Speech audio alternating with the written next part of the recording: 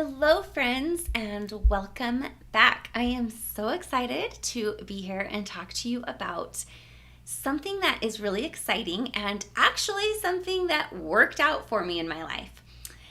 Not without its pains and trials, but at least it's a little break from some of the other videos that I've shared with you that have only resulted in pain and difficulty. So, I'm going to share with you today actually how I was able to take the risk again to fall in love and jump into a third marriage after two failed marriages and some serious pain and heartache. I was ready to sign up to be a nun after my second divorce. There was nothing that I wanted more than to just stay single for the rest of my life. I felt like a complete failure, and never in my life did I think that I would be the girl that would be divorced twice, much less twice, by the ripe old age of 34 years old. I was married the first time at 19 and the second time when I was 33, and that lasted for 9.5 months, and then the second divorce. You can actually see those stories on some of the previous lives that I've done. And just to rewind through some of the past decade before my second divorce and now my third marriage, it all started with the death of my son, followed, and then my car was stolen. My first divorce, and from there it was remarriage to a narcissist, and from there it was raped. So I've been through kind of a lot, but today I'm going to share with you I'm having some technical difficulties. Hold on. There we go. Okay. So today I'm going to share with you how kind of my journey through it all and how it led me to finally figuring out what real love is and what it isn't, and what the freak was wrong with me that led me to two men that were 100%, 1,000,000% absolutely wrong in every way for me. So before we start, I would love it if you would push that subscribe button for me. I am going to be sharing so much over the last decade. This is free coaching for you. This is after 12 years of hell that I had dug myself out of. And I'm going to share with you the exercises and the things that I did to help me pull myself out of the bottomless pit of hell. And some of the things that really helped me rewire my mindset, and a lot of the personal weaknesses that I had of codependency and people pleasing that really screwed my life up royally. And it wasn't until I corrected people pleasing and codependency that I started truly living an authentic and happy life that is leading me and has led me to where I am today, which is the life that I absolutely love living for myself and for nobody else. So go ahead and subscribe there, and then hop on over. Well, excuse me. In the bar of my YouTube channel, you can see right here, there's a discovery call. If you think that it would be helpful to get some answers that you might be looking for, to discover some of the things that might be holding you back, jump on this link and sign up for a discovery call. I would love to chat with you, see if there's some things that we might be able to discover together, and a path that you might need to take to help discover the things that will start changing your life today. And then last of all, hop on over to my website, freedomfix.com, and drop your name and your best email address for an audio training on how to unlock your personal life circumstances. I have a framework of my 7 keys that will help start changing your life starting today. And without further ado, I'm going to jump right in to this story. So I had gone through a 9.5-month narcissistic marriage that absolutely drove me bonkers. And my first marriage, I had and you can watch these past videos, but my first marriage was truly me at 19, wildly codependent, caring more about other people than I cared about myself. And I largely got married. I did get married the first time out of obligation because I felt obligated to not hurting him. And I felt obligated to making my family happy because they loved him. I felt obligated to, I felt obligated to make my choices based off of what everybody else wanted from me, not what I wanted from myself. My second marriage, I made that choice off of infatuation. And my third marriage, I made that out of determination. And I can say that being married out of determination is absolutely the only way to make the decision that is as big as marriage is to get married solely out of determination. That you are determined to make it work, that you are determined that no matter what happens, come hell or high water, that you're in it to win it. And my second marriage, it was very much infatuation. He was charming and everything that I ever thought I wanted, and I was infatuated with who he said he was and not what the reality was.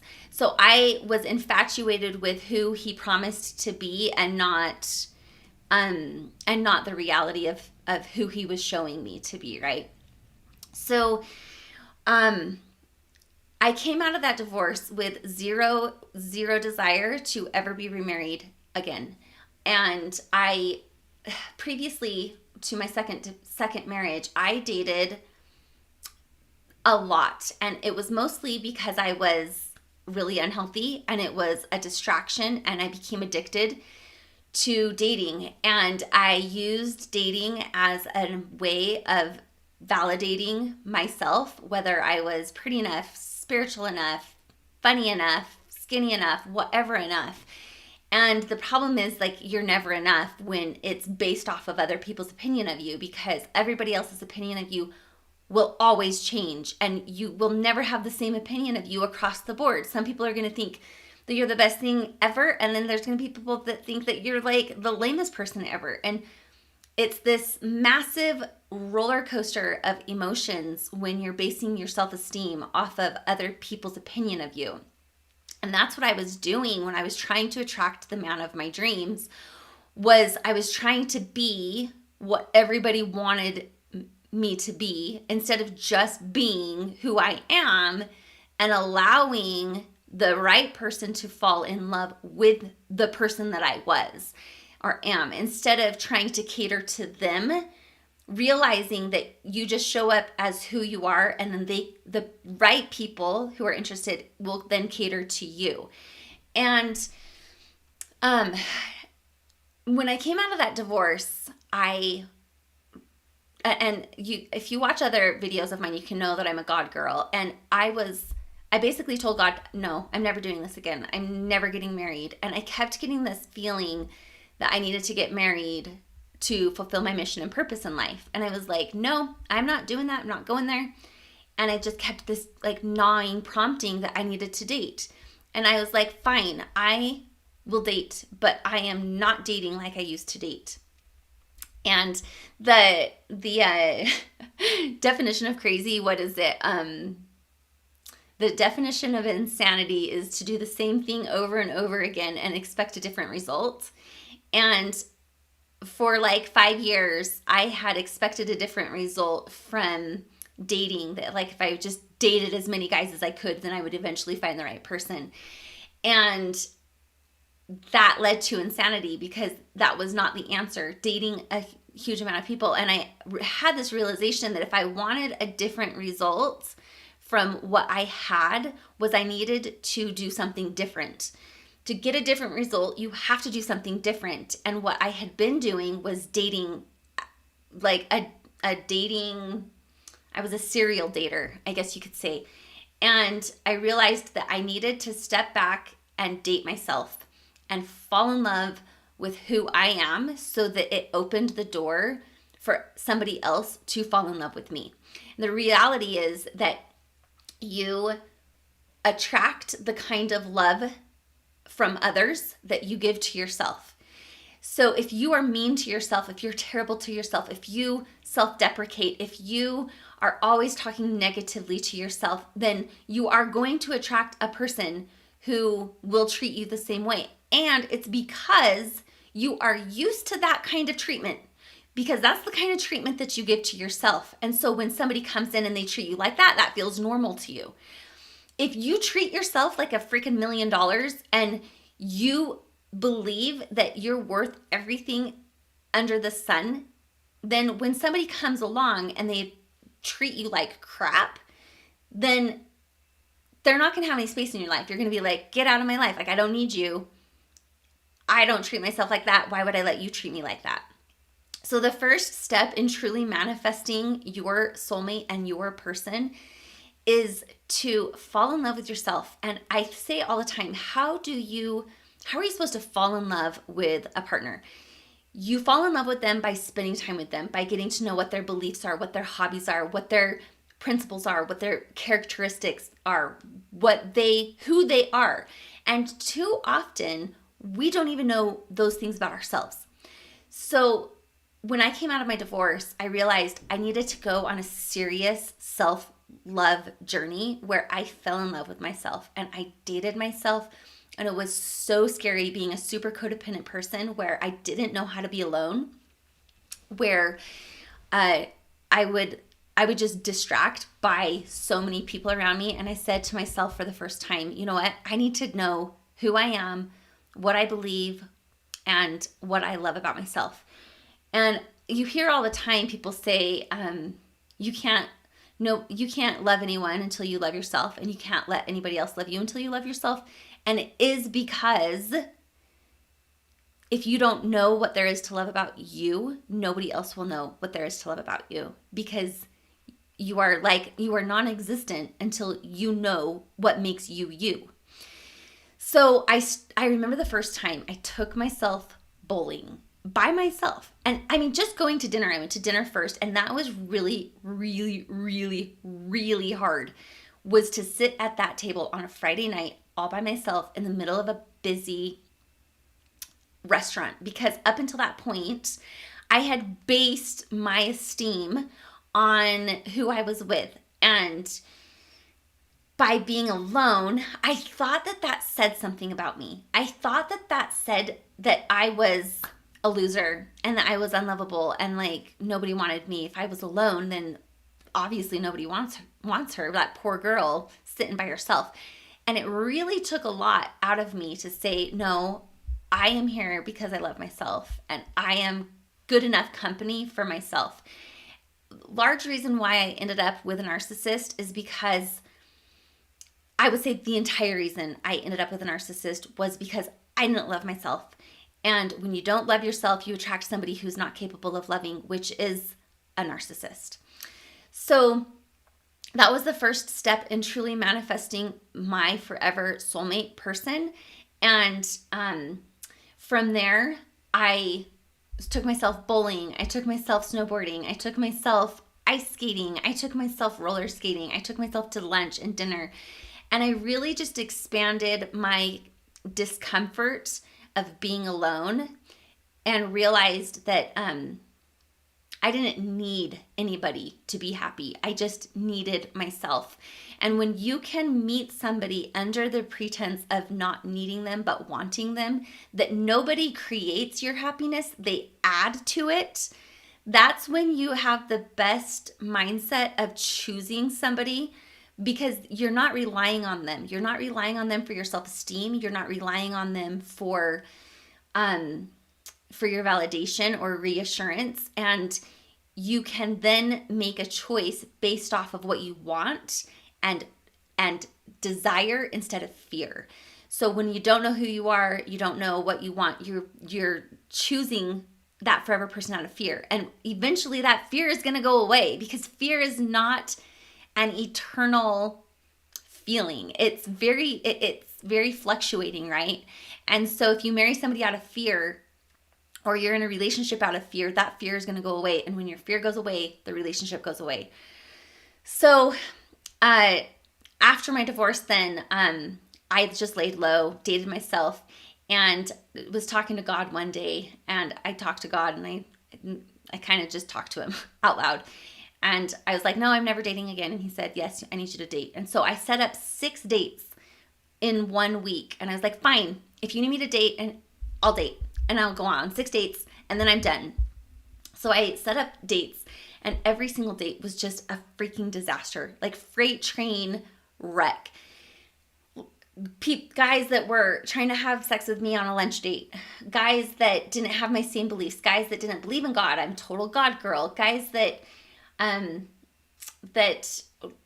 were complete liars. And then finally, on the last day, I was supposed to go out on a date on Saturday, and I was talking to the guy that I was supposed to go out on a date. I had met him online on Saturday, and on Friday, he butt dialed me, and it was interesting because my heart had kept palpitating the whole time I was talking to him, and I was like, really? Like, don't forecast your future based off of your past experiences. I thought my heart was palpitating because it had palpitated every time my ex-husband would lie to me. It would skip beats, and it was kind of like my radar detector that he was lying to me. And this guy, as he was talking to me, my heart kept pounding, and I was getting mad at myself for like allowing my past to dictate my future. And then the very next day he calls and he butt dials me, and I just listen in on this 4-minute conversation that he was having with this guy in his truck. And he was saying the most crass, vulgar things about women. And then he started talking about a drug deal that they were doing. And I texted him and I said, thanks so much for butt dialing me. We will not be meeting tonight. Peace out. And after that, I was done. After I had had all these dates, I was done. And I told God, I'm like, okay, I did what you told me to. I went on dates. I did what you asked, and now I'm done. And the next day was Sunday, and I was going to church, and I just got this little like voice in my head. So when I talk about God or like promptings, it's just usually like voices in my head. I know. I just get these promptings, and I get this prompting to leave my phone at home, and that I was becoming a scroller, not a scholar. And I would just go to church, and I would just scroll through all of Instagram and Facebook and swipe through dating apps and whatever. And then I got this prompting to take my journal with me to church. And so I did. I left my phone at home, and I took my journal to church, and it's actually right here. So this really changed my life. This exercise was the first time I've ever done this. Nobody taught it to me. I did it on my own, and I was led through it. And I solely attribute my ability to meet my person off of this exercise. I literally wrote him into my life during this exercise. So I went to church, and this little voice in my head said to me that I needed to write down every single negative belief that I had surrounding men. And I needed to cross off every single negative belief that I had and rewrite in the exact opposite form what I wanted, but only in a way where it was giving me the power to create that. So let me just give you some examples. I'm going to actually read these because this is really, really funny. Okay. I will be single forever. No one is trustworthy. There's no more good men in the world. I'm not attracted to good guys. No one will want me. Every guy has issues. Every guy isn't trustworthy. The guys I want don't want me. Men scare me. I'm being ignorant. I'm broken. I'm unlovable. I hate being single. I hate dating. I'll never love someone physically. I am always rejected. I'm going to have to settle. I made a mistake with my divorces. I hate going to church alone. Connection is scary. No one will love me because of what I've been through. There's no tall men left in the world. Men are liars. No more good men. I am stuck. I have too much baggage. God is punishing me. Good men are not attracted to me. My trials define me. I am rejected because of all of my past experiences. I am lonely. I am hopeless. I am sad because I'm alone. I'm scared to try again. I'm a hermit and love is not for me. Holy shiz. Now, let me just ask you, if you have all of these negative beliefs about love and men, do you think that even if the perfect man showed up for you, you'd be able to receive him? If the perfect man showed up, would you be able to say, oh yeah, that's right? No, because the perfect man, if you believed these things about love, would want nothing to do with you. Because he could sense, even just energetically, that you're a man hater. And I was totally a man. I was freaking scared out of my head. And I had all these negative beliefs. And what we believe is what we receive every single time. What we believe is what we receive. So if you believe that there's no tall men left in the world, you're going to receive that. If you believe there's no good men left in the world, you're going to receive that. If you believe that every guy is going to reject you because of your past experiences, you're going to receive that. And that's exactly what I did. All 6 of those dates that I went on the week before I met him, they matched every single one of those beliefs that I had written down. So then I went through and I rewrote it. And this is an important part of this process, is that you can't just write the exact opposite of what you want. You can't say no one is trustworthy, and you can't then turn the opposite and say everyone is trustworthy, because that's absolutely not ever going to be true. But you can say no one is trustworthy, but you could rewrite it and say I am led to the trustworthy men and discern who is trustworthy.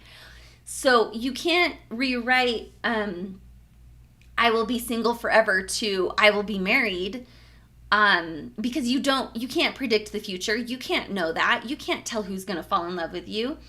But you can see I am okay being single until the right time comes for me to be married. So you can't say I will be single forever and then say I'm going to be married by next year. That doesn't work. You can't force timing. You can't make timing right. There's a level of waiting for the right timing, but there is a level of rewriting your mindset of being okay until the right timing comes. And if you say, I am happily single until the right time comes for me to get married, and then you never get married, you're still happily single, instead of I'm going to be single forever like it's a curse. So another one,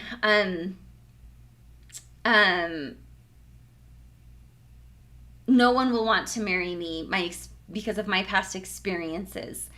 I can't say, I couldn't rewrite that and say, everyone's going to love me because of my past experiences, because that's not true. I've had a lot of crap. Not every guy's going to love all the crap that I went through. In fact, most men don't. But what I can say is my experiences make me unique and lovable, and I love myself because of them. And when we shift our mindset to creating what we want within ourselves, we're not shifting the mindset of creating what we want inside of other people. It's creating what we want inside of ourselves. That's when we start seeing those results coming. Because like I said earlier, what we believe is what we receive. So if you say to yourself, my past experiences make me unique and lovable, then when somebody meets you and hears your past experiences, the right person is going to say, oh, that makes her so unique and lovable. And let me tell you why that's important. I'm gonna tell you the rest of the story with my husband. And so I'm broken. Rewrite that too. My experiences make me perfect. People are going to detect what you believe about yourself. If you think you're broken, when somebody meets you, they're gonna be like, she's been through too much. Like, she's got so much crap. I was actually really far from being fully healed when I met my husband. We've had to go through a huge amount of healing journey. But because I had manifested or rewritten and shifted my mindset that I am perfect, that created space where even the wounds that I had, they were perfect. I'm always rejected. You can't rewrite that to say I'm never rejected, because that's not true. You will probably be rejected. You cannot manifest that you're never going to be rejected. But what you can say is, so what I said was, the relationships that don't work just mean they aren't right. Or I love myself and I always accept me.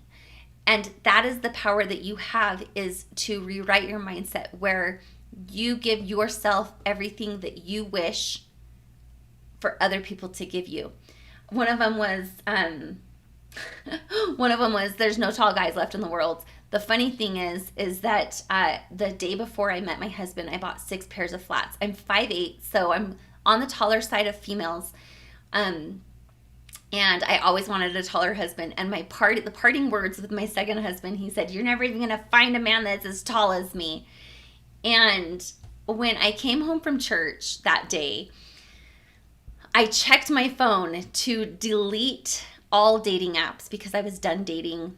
And there was one message left. There was one message that had been sent while I was at church. And I checked the profile, and the man that messaged me was 6'10". And he's now my husband. He's 6'10". So it's funny because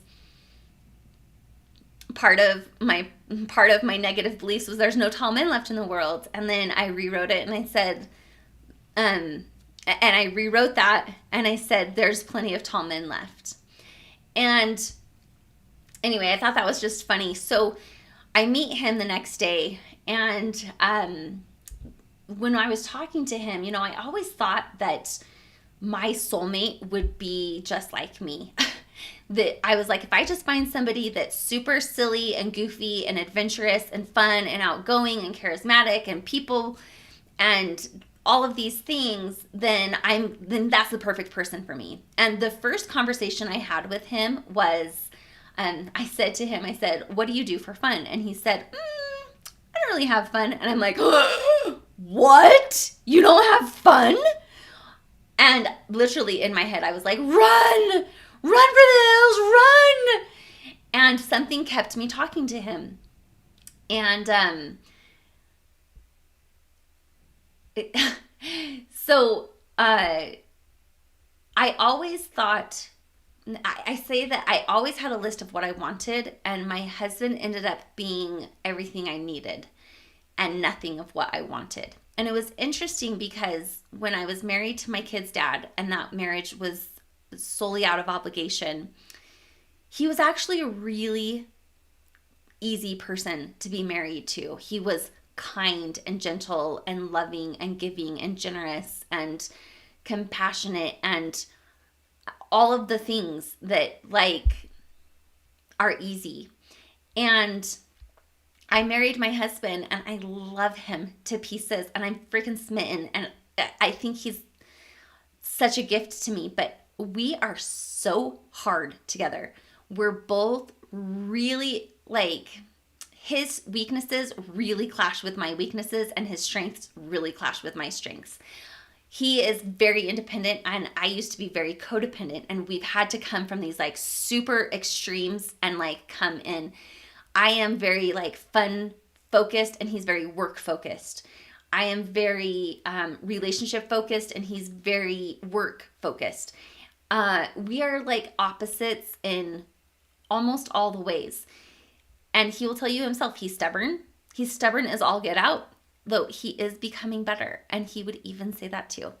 And honestly, he is comparing my first marriage to this marriage. It's been so much harder in ways of meshing us. So in the first 2 years of our marriage, we got married, and I had an 815 credit score and a good chunk of savings. And in the first 2 years of our marriage, we went bankrupt for his business. And just like that, I say all the time, I'm like, I was on a cruise ship, and I jumped off my cruise ship onto your sinking shipwrecked fish boat, and literally bankrupted me. And it was hell. It was so freakishly hard those first 2 years. it's nothing shy of a miracle that we freaking made it and that we didn't go down to the courthouse and sign on the paper on the dotted lines. And it just goes to show me, honestly, that with my kid's dad, we had $100,000 of debt. We had a foreclosed home, and it was the debt and the foreclosed home that really broke the camel's back for me on that. And I say all the time, it's better to do the hard work with the right person than the easy work with the wrong person. And just because a relationship is easy doesn't mean that it's right. And just because a relationship is hard doesn't mean it's wrong. If I had bailed on my relationship with my husband just because it was hard, I would be missing the best relationship on the planet. I knew that my relationship with my husband was going to be hard. I knew it was going to be a challenge, and I knew that we were going to have to do some serious growing. We were going to go through some growing pains. I had no idea, it wasn't even on my radar, that part of those growing pains was going to be financially, and that we were going to freaking sink in the first 2 years of our marriage. And even though I manifested him into my life, and I truly wrote him into my life, that doesn't mean that it's going to be easy. In fact, it's been so hard, but where life is the hardest, it's also the most rewarding.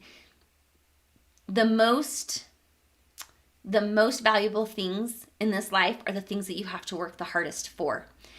And so it was interesting because that day that I met him, I came home from church, he had messaged me, I responded, we ended up talking, and for some reason I didn't run for the hills when he said he didn't do anything for fun. And on our first date, he said to me, let's play the vulnerability game. And I was like, no, I'm not playing this. This does not end well for me. And he's like, let's just lay out all of our deal breakers. Let's be totally transparent and see if this is a thing for us or not. And I was like, no, this is a terrible idea. My best friend and I, she had told me that I needed to just like sprinkle the bombs of my past, my experiences over like a course of several months. And I couldn't just fire hose the guy with all of my experiences. And generally I would say, like, Brene Brown, she talks about, oversharing. You don't want to overshare. But he was actively interested. And he said to me, let's play the vulnerability game. And I told him like 9 out of the 10 things that were massive baggage carriers. My son died, $100,000 of debt, foreclosed home, divorce, my car was stolen, second marriage, second divorce. And everything I told him, he just kept saying, is that all you have? Come on, give me something better. Is that all you have? Is that all you have? Give me something more.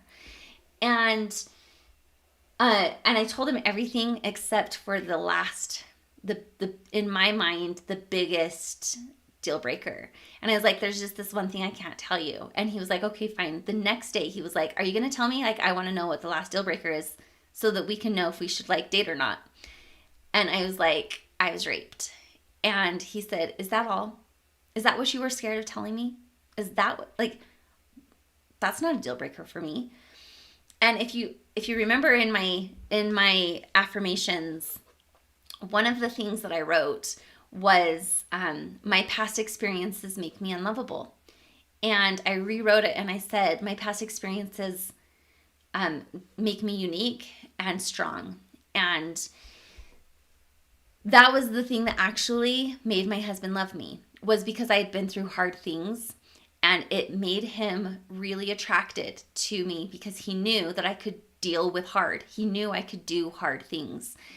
And out of all of the guys that I had ever dated, no man ever cared about that attribute until I met my husband. And literally everything that I wrote into my journal and rewrote it, he fits every single mold, every single one.